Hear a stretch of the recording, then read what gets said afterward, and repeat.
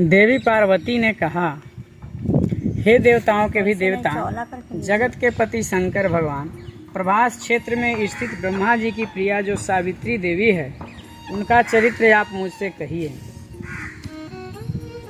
जिसमें उनके व्रत का महात्म्य हो और उनके संबंध का इतिहास हो, एवं जो स्त्रियों के पतिव्रत को देने वाला, सौभाग्यदायक और महान उदय का करने वाला हो। तब शंकर भगवान ने कहा कि हे महादेवी, प्रभास क्षेत्र में स्थित सावित्री देवी के असाधारण चरित्र को मैं तुमसे कहता हूँ। हे महेश्वरी, सावित्री स्थल नामक स्थान में राजकन्या सावित्री ने जिस प्रकार से उत्तम वट सावित्री व्रत का पालन किया, मद्रास देश में एक महात्मा, सभी प्राणियों के हित में तत्पर रहने वाला, राजधानी तथा राज्य में रहने वाला प्रजाओं का प्रिय अश्वपति नामक राजा था, जो कि क्षमाशील, संतान रहित, सत्यवादी और इंद्रियों को वश में रखने वाला था। एक समय वह राजा प्रभास क्षेत्र की यात्रा के निमित्त वहां पर आया और विधि पूर्वक यात्रा करता हुआ सावित्री के स्थल पर पहुंचा। वहां पर उस राजा ने अपनी रानी के साथ इस व्रत को किया, जो सावित्री के नाम से सावित्री व्रत के प्रसिद्ध सभी प्रकार की कामनाओं को पूर्ण करने वाला है।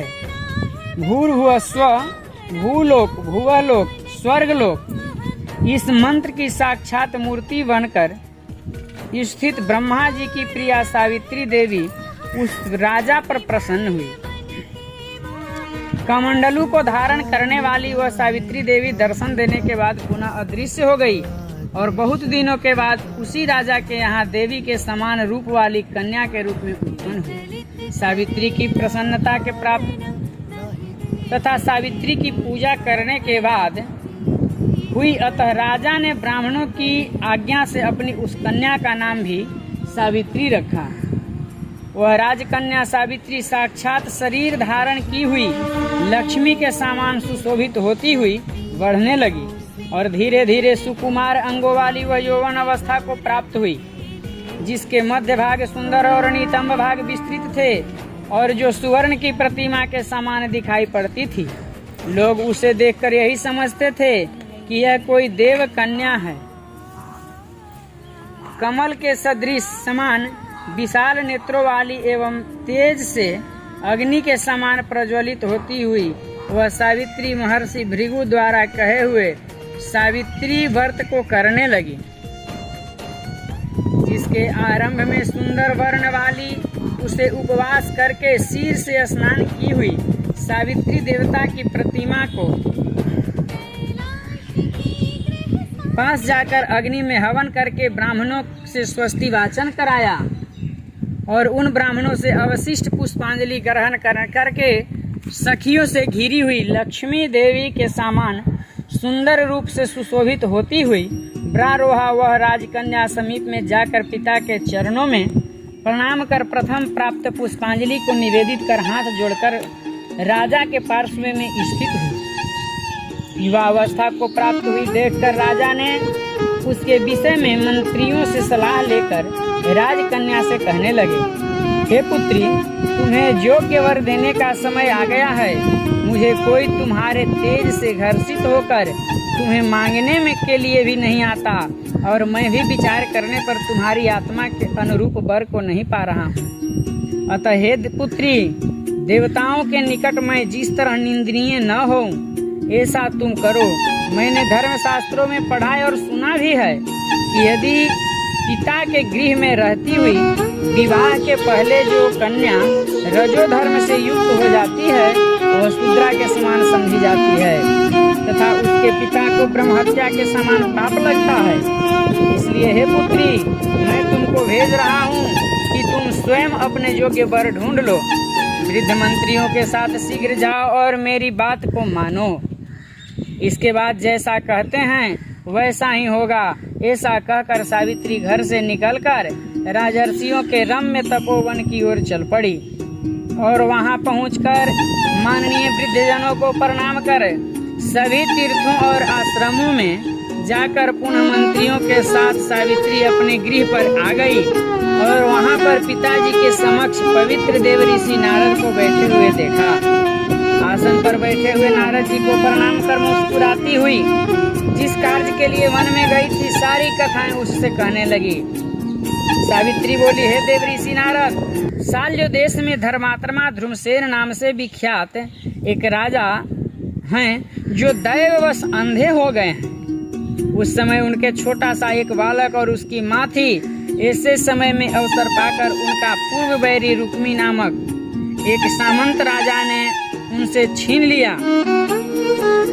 अतः वह आर्य धूम्रसेन छोटे बच्चे के साथ लिए हुए अपनी स्त्री के साथ जंगल की ओर चल दिए।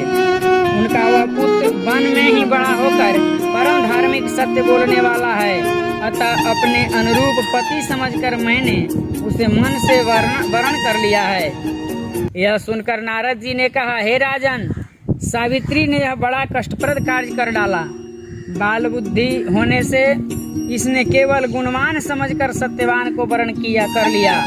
उसका पिता सत्य बोलता है, माता सत्य बोलती है और वह स्वयं भी सत्य बोलता है।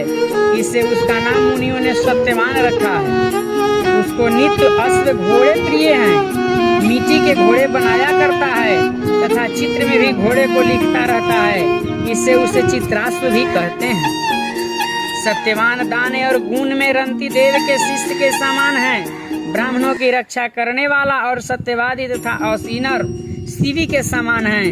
ययाति के समान उदार, चंद्रमा के समान देखने में प्रिय लगने वाला, रूप में दूसरे अश्विनी कुमार के समान और ध्रुमसेन के समान बलवान है। किंतु उसमें केवल यही एक दोष है, दूसरा कोई नहीं, कि सत्यवान आज ठीक 1 वर्ष पर क्षीणायु हो जाने से देह त्याग कर देगा। इस प्रकार नारद जी की बात सुनकर राजकन्या सावित्री ने राजा से कहा, राजा लोग किसी से एक बार कोई बात करते हैं। ब्रह्मवेता ब्राह्मण एक ही बार करते हैं और एक ही बार कन्या दी जाती है। ये तीनों कर्म एक ही बार किए जाते हैं, बारंबार नहीं। दीर्घायु हो अथवा अल्पायु, गुणवान हो अथवा निर्गुण, वर को एक बार वरण कर लिया, अब दूसरे वर को वरण नहीं करूंगी। पहले मन से निश्चय करके बाद में उसे वाणी द्वारा प्रकट किया जाता है, पुनः उसके बाद कर्म द्वारा किया जाता है। इससे प्रत्येक कार्य में मन को प्रमाण माना जाता है, अर्थात मन के विरुद्ध कार्य नहीं किया जाता है। नारद जी कहते हैं, हे राजन, यदि आपको भी इष्ट हो तो अपनी पुत्री सावित्री का कन्यादान निर्विघ्नता के साथ शीघ्र कर डालिए। ऐसा कहकर नारद जी आकाश मार्ग से स्वर्गलोक चले गए। उसके बाद राजा ने भी शुभ मुहूर्त में समीपवर्ती वेदों के पारगामी ब्राह्मणों के द्वारा पुत्री सावित्री का विवाह संबंधी सभी कार्य संपन्न किया। और तनमांगी सावित्री भी मनोभिलाषी सत्यवान पति को पाकर ऐसी प्रसन्न हुई जैसे कोई पुण्यवान पुरुष स्वर्ग को पाकर प्रसन्न होता है। पुनः शिव जी पार्वती जी से कहते हैं, हे पार्वती, इस प्रकार उस आश्रम में उस समय रहते हुए उन सावित्री और सत्यवान के कुछ समय व्यतीत हुए। उस समय केवल एक भार्या सावित्री ही ऐसी थी कि जिसके चित्त में रात दिन जो नारद की कही हुई बात थी उसकी याद बनी रहती थी। उसके बाद बहुत दिन बीत जाने पर वह परम समय मरण काल का आ गया जिसमें सत्यवान को मरना था। अतः सावित्री नारद की कही हुई मरण तिथि को हृदय में गिनती हुई ज्येष्ठ मास के शुक्ल पक्ष की द्वादशी तिथि को सायंकाल में आज से चौथे दिन मेरे पति को मरना चाहिए, यह सोचकर 3 रात्रि तक निराहार व्रत रहने का उद्देश्य रखकर रात दिन भी आश्रम में स्थिर रूप से रहने लगी। इसके बाद 3 रात्रि बीत जाने पर प्रातः काल मरण तिथि वाले दिन स्नान कर देवताओं का तर्पण करने के बाद चारुहासिनी सावित्री ने सास ससुर का पाद बंधन किया। इसके बाद जब कुल्हाड़ी लेकर सत्यवान जंगल की ओर चला तब जाते हुए अपने पति के पीछे पीछे सावित्री भी चली। वन में पहुंचकर सत्यवान जल्दी से फल पुष्प समिधाय और कुशा तथा सूखी लकड़ियों को इकट्ठा कर ले जाने योग्य भार बनाने लगा।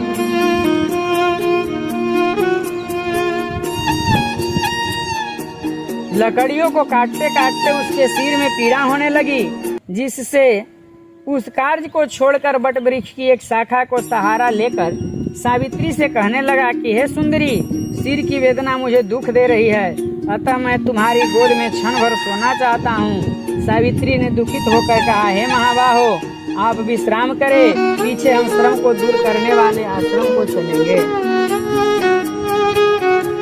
जैसे ही पृथ्वी पर बैठी हुई सावित्री ने सत्यवान के सिर को अपनी गोद में रखा, वैसे ही उसने कृष्ण मिश्रित पिंगल वर्ण वाले किरीटधारी पीत वस्त्र पहने हुए साक्षात सूर्य के समान उदित हुए पुरुष को देखा। उसे देखकर सावित्री प्रणाम कर मधुर वचनों में उससे कहने लगी, आप देवताओं अथवा दैत्यों में से कौन हैं जो मुझे धर्म अच्युत करने के लिए आए हैं? मुझे अपने धर्म से अच्युत करने के लिए कोई सामर्थ्य नहीं है, क्योंकि हे पुरुष श्रेष्ठ, मुझे धधकती आग की सामान लपट के सामान ही समझिए। यमराज ने कहा, मैं सब प्राणियों के लिए भयंकर और कर्मानुसार उनका उचित दंड देने वाला यम हूँ। तो हे पतिव्रता सावित्री, समीप में पड़े हुए तुम्हारे इस पति की आयु समाप्त हो गई है, इसे यमदूत पकड़कर नहीं ले जा सकेंगे, इसलिए मैं स्वयं आया हूँ। ऐसा कहकर फांस को लिए हुए यमराज ने सत्यवान के शरीर को अंगुष्ठ मार सत्री शरीर वाले पुरुष जीवात्मा को बलपूर्वक निकाल लिया। इसके बाद पितृगण से सेवित यमपुरी के मार्ग की ओर चलना शुरू किया, तो ब्रारोहा सावित्री भी उसके पीछे पीछे चली। यम ने पतिव्रता होने के नाते चलने में न थकती हुई उससे कहने लगा, हे सावित्री, एक मुहूर्त हुआ, तुम यहाँ तक मेरे साथ आ गई, अब लौट जाओ। हे विशाल नेत्रों वाली, कोई भी जीव बिना आयु समाप्त किए हुए इस जमपुरी के मार्ग पर नहीं आ सकता। सावित्री ने कहा, आपके जैसे विशिष्ट पुरुष के साथ पति का अनुगमन करती हुई मुझे कभी भी शर्म या ग्लानि नहीं हो सकती। सज्जनों की गति सहारा एकमात्र सज्जन ही हैं, दूसरा नहीं। इसी प्रकार स्त्रियों की गति उनका पति, वर्णाश्रमों की गति वेद और शिष्यों की गति गुरु हैं। इस पृथ्वी तल में सब प्राणियों के लिए स्थान है, किंतु स्त्रियों के लिए तो एकमात्र पति को छोड़कर दूसरा कोई आश्रय ही स्थान ही नहीं है। इस प्रकार से धर्म तथा अर्थ से भरे हुए सुंदर मधुर अन्य वाक्यों से भी सूर्य पुत्र यमराज ने प्रसन्न होकर सावित्री से यह बात कही। यमराज के कहा, हे भामिनी, मैं तुमसे प्रसन्न हूँ, तुम्हारा कल्याण हो, तुम मुझसे वर मांगो। उस सावित्री ने भी विनय से सिर झुकाकर अपने लिए राज्य पाने का वर मांगा और अपने महात्मा ससुर के लिए देखने की शक्ति पाने के साथ साथ पुनः राज्य प्राप्ति एवं अपने पिता के लिए 100 पुत्रों की तथा अपने लिए भी 100 पुत्रों की प्राप्ति के लिए वर मांगा तथा पति की लिए पुनर्जीवन दान एवं निरंतर धर्म की सिद्धि प्राप्त करने का वरदान मांगा। इस प्रकार वर मांगने पर धर्मराज यमराज ने भी उसे अभीष्ट वर प्रदान कर वापस किया। उसके बाद सावित्री पति का जीवन दान प्राप्त कर प्रसन्नचित होती हुई अपने पति के साथ शांति से अपने आश्रम को चली गई। उसी सावित्री ने ज्येष्ठ की पूर्णिमा के दिन इस सावित्री व्रत को किया था, जिसके प्रभाव से राजा ससुर को पुनः नेत्र की प्राप्ति हुई। उसके बाद उन्होंने निष्कंटक अपने 10 देश तथा राज्य की प्राप्ति और सावित्री के पिता को भी 100 पुत्र प्राप्त हुए और तथा सावित्री को भी 100 पुत्र प्राप्त हुए। इस प्रकार से सावित्री व्रत के संपूर्ण महात्म्य को मैंने तुमसे कह दिया। हे पार्वती, देवी पार्वती ने कहा, हे देव, सावित्री के द्वारा किया हुआ वह महान व्रत किस प्रकार का है और ज्येष्ठ मास में उसका विधान कैसे किया जाता है? हे विभो, उस व्रत के देवता कौन हैं? कौन कौन मंत्र हैं? क्या फल है? सो हे महेश, इस सनातन धर्म को विस्तार पूर्वक आप मुझसे कहें। ईश्वर शंकर जी ने कहा, देव देवेशी सावित्री, व्रत को आदर पूर्वक सुनो। हे माहेश्वरी, उस सती सावित्री ने जिस प्रकार से इस व्रत को किया उसे मैं कह रहा हूँ। हे भामिनी, ज्येष्ठ शुक्ल पक्ष की त्रयोदशी तिथि के दिन प्रातः दंत धावन कर चुकने के बाद 3 रात्रि तक उपवास करने का नियम करे। यदि व्रती आसक्त उपवास करने में असमर्थ हो तो जितेंद्रिय होकर सत्य त्रयोदशी की रात्रि में उपवास करे और चतुर्दशी के बिना मांगे प्राप्त हुए अन्न को ग्रहण करे तथा पूर्णिमा के दिन उपवास करे। हे सुश्रिणी, प्रतिदिन तालाब, महानदी या झरना अथवा पांडु कूप में स्नान करने से सर्व स्नान का फल प्राप्त करे। हे यशस्विनी, विशेष करके पूर्णिमा में सरसों में मृतिका मिश्रित जल से स्नान करना चाहिए। एक प्रश्न, 64 रुपए अटने लायक पात्र में बालू भरकर अथवा जौ, साली, धान्य, तिल आदि भरे, फिर 2 वस्त्र एवं टुकड़ों से वेष्टित बांस की डलिया में सब एवं से सुशोभित सुवर्ण या मिट्टी अथवा काष्ठ की बनी हुई सावित्री की प्रतिमा को रखकर उसमें सावित्री के लिए 2 रक्त वस्त्र देवे और ब्रह्मा की प्रतिमा के लिए श्वेत वस्त्र देवे। इस प्रकार से ब्रह्मा के साथ सावित्री का यथाशक्ति गंध, पुष्प, धूप, दीप, नैवेद्य आदि से पूजन करे। पूर्ण तैयार हुई तरोई, कोहड़ी, ककड़ी, नारियल, खजूर, कवच, अनार, जामुन, जाम्बीरी, नींबू, नारंगी, अखरोट, कटहल, जीरा, नारंगी, मिर्च के टुकड़े, गुड़, सेंधा, नमक एवं अंकुरित सप्तधान्य को बांस की बनी हुई डलिया में रखकर रेशमी वस्त्र से वेष्टित करे। कुमकुम केसर के रंग से रंग देवे। इस प्रकार से ब्रह्मा जी की प्रिया सावित्री की स्थापना होती है। ब्रह्मा के साथ उस सावित्री प्रतिमा का मंत्र के साथ पूजन करे। इतर पुराण में यह मंत्र कहा हुआ है, जिसके पूर्व में ओंकार यह वर्ण है। ऐसी वीणा और पुस्तक धारण करने वाली वेदों की जननी है देवी, तुम्हें नमस्कार है। विधवा न होने का वरदान दो। इस प्रकार से विधिवत पूजन कर करके वहाँ पूजा स्थल पर रात्रि जागरण की विधि करावे। गाने बजाने के साथ नर नारी वृंद मिलकर नृत्य शास्त्र में विशारद के साथ नाचे और हंसी खुशी के साथ रात्रि व्यतीत करे। और सावित्री की कथा अच्छे ब्राह्मणों द्वारा गीत भाव तथा रस के साथ प्रभात होने तक कहलावे। इस प्रकार से सावित्री का ब्रह्मा के साथ विवाह विधि संपन्न कर 7 द्विज दंपतियों को श्वेत वस्त्र पहनाकर सभी सामग्रियों से युक्त गृह दान देना चाहिए और वेद के ज्ञाता ब्राह्मण को सावित्री की प्रतिमा देवे। इसके बाद सावित्री कल्प, सावित्री विषयक पूजा पद्धति जानने वाले, सावित्री कथा के वाचक ज्योतिषी, वृत्ति वाले, दरिद्र अग्निहोत्र कर्म करने वाले ब्राह्मण को इस प्रकार विधि पूर्वक सावित्री प्रतिमा का दान दे। उसी पूर्णिमा की रात्रि में वट के नीचे 14 द्विज दंपतियों को निमंत्रित करे। इसके बाद प्रभात समय में उषा काल उपस्थित होने पर भक्ष्य भोजन आदि सामग्री को सावित्री स्थल वट वृक्ष के नीचे ले आवे। बुद्धिमान जन प्रतिव्रता के साथ पाक बनाकर और उसको यत्न पूर्वक रक्षा कर करके गृहिणी युक्त निमंत्रित ब्राह्मणों को बुलाकर उस सावित्री के पूजन स्थल में उसका पैर धोकर उन सबों को बैठावे। हे देवी, सावित्री के समक्ष उन द्विज दंपतियों को भोजन करावे। इस संसार में उन सबों को भोजन कराना मानो मुझे भोजन कराना हो जाता है। इसमें कोई संदेह नहीं है। जो दूसरी बार सावित्री के समक्ष द्विज दंपतियों को भोजन कराता है वह मानो केशव भगवान को भोजन कराता है, जिससे प्रसन्न होकर वर देने वाले भगवान विष्णु उसे अभीष्ट वर देते हैं। तीसरी बार भोजन कराने से सावित्री के सहित ब्रह्मा जी का भोजन कराना हो जाता है। वहाँ सावित्री के समक्ष एक बार भोजन कराना कोटि बार भोजन कराने का समान समझा जाता है। हे महादेवी, सावित्री के पूजन स्थल वट के नीचे 18 प्रकार के खटरस भोजन बनाकर देवी सावित्री के समक्ष द्विज दंपतियों को खिलाने से उनके कुल में कोई स्त्री न विधवा, न बांध्या, न अभागिनी, न कन्या मात्र को पैदा करने वाली तथा न अपने पति को अप्रिय लगने वाली होती है। और असत्य आदि नारियों के प्रसिद्ध दोष कभी उसके कुल की स्त्रियों में नहीं होता है। इसलिए हे देवी, विशेष यत्न के साथ सावित्री देवी के आगे कड़ुआ, तीता, रस से रहित ही भोजन देना चाहिए। उस समय स्त्रियों को अमल, खट्टा और क्षार पदार्थ युक्त भोजन कभी नहीं करना चाहिए, बल्कि 5 प्रकार के मधुर हृदय को प्रिय लगने वाला तथा सुंदर रीति से पकाए हुए अन्न का ही भोजन कराना चाहिए। घृत से पूर्ण और अधिक दूध में पड़े हुए पुए बनावे और दूसरे पुए ऐसे बनाए जो वर्ती सेवई के रूप में शोक हरने से अशोकवर्ती नाम से प्रसिद्ध है।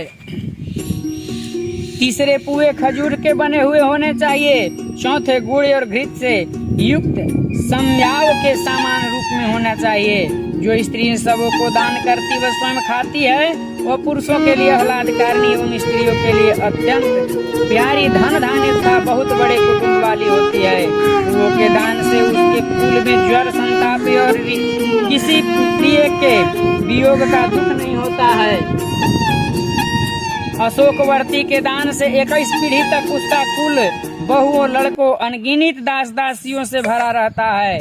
और जो स्त्रियां पुरियों को देती है उनके कुल में बहुओं के साथ साथ लड़कियां भी पुत्रिणी होती है। शिखरण का दान करने वाली युवतियों को उक्त सभी फल प्राप्त होते हैं, इसमें कोई संदेह नहीं। मोदक लड्डुओं को दान देने से उसका संपूर्ण कुल स्वर्ण सर्व प्रकार की सिद्धियों से भरा पूरा रहता है। ऐसा पितामह श्री ब्रह्मा जी का वचन है। हे देवी, 8 वर्ष की गौरी कन्याओं को भोजन कराने से यह विशिष्ट फल होता है कि वह जन्म जन्म में सौभाग्य वाली पुत्रिणी पतिव्रता, धन की वृद्धि से सुशोभित सहस्त्रों को भोजन कराने वाली होती है। मुख्य पान पीने योग्य पदार्थ को हृदय में प्रिय लगने वाले और मधुर हो, जैसे द्राक्षापान, अंगूर का शरबत, गुड़ से युक्त इमली का पान, खाड़ से बने हुए मीठे शरबत। इसके अतिरिक्त अन्य जो भी योग्य वर्ण सुगंधित पान हो उसे उन द्विज दंपतियों को देना पिलाना चाहिए। विधि पूर्वक पूजन करके उन द्विज दंपतियों को वस्त्र आदि, धोती, साड़ी, कुंचकी आदि पहनाकर कुमकुम आदि सुगंधित वस्तु का लेप शरीर में लगाकर फूल माला से अलंकृत कर गंध धूप से पूजन कर करके अंत में नारियल देना चाहिए। उन द्विज दंपतियों के आंखों में अंजन और मस्तक में सिंदूर लगाकर मनोहर सुवासित और कोमल सुपारियों को पात्र में रखकर उनके हाथ में देने के बाद प्रणाम कर उनका विसर्जन कर दे। अंत में इस कृत्य से निवृत्त होकर बंधु एवं बालकों के साथ में भोजन करे। यदि पूजन स्थल में भोजन न कर सके तो घर जाकर भोजन करना चाहिए, जिससे देवी प्रसन्न हो। इसी प्रकार से अपने घर आकर पिंडदान पूर्वक पितरों का सविधि श्राद्ध करना चाहिए। ऐसा करने से उनके पितृगण ब्रह्मलोक में एक दिन 4 अरब 32 करोड़ वर्ष तक संतुष्ट बने रहते हैं। तीर्थ से 8 गुना पुण्य अपने घर में दान देने से होता है, क्योंकि द्विज दंपतियों द्वारा किए हुए श्राद्ध को नीच जन नहीं देख पाते। अतः एकांत गृह में गुप्त रूप से पितरों का श्राद्ध करना उचित होता है। निज में देखने मात्र से ही वह श्राद्ध हत निष्फल हो जाने से पितरों का नहीं प्राप्त हो पाता है। इसलिए जहाँ तक हो सके प्रयत्न पूर्वक श्राद्ध को गुप्त रूप से करना चाहिए, क्योंकि पितरों को तृप्ति देने वाले ऐसे ही श्राद्ध को ब्रह्मा जी ने स्वयं बताया है। पूर्वोक्त गौरी कन्या का भोजन कराना आदि जो क्रियाएं हैं वे उपसर्ग कहलाती है और मनुष्यों को कीर्ति प्रदान करने वाली होने के से राजसी कही जाती है। अपना हित चाहने वाले व्यक्तियों को कहे हुए ये दान सदा देने चाहिए। यदि सात्विक फल की चाह है तो श्राद्ध में विशेष रूप से इस प्रकार के दान देने चाहिए, जैसा कि ऊपर कहा गया है।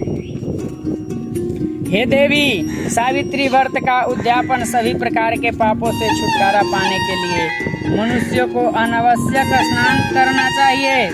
इसके करने से इच्छा या अनिच्छा से किए हुए सभी पाप तत्क्षण नष्ट हो जाते हैं। जो लोग इस प्रकार से वट सावित्री की यात्रा करते हैं उनको इस लोक में सौभाग्य, धन धान्य, सुंदरी स्त्रियां विविध रूप से प्राप्त होती है।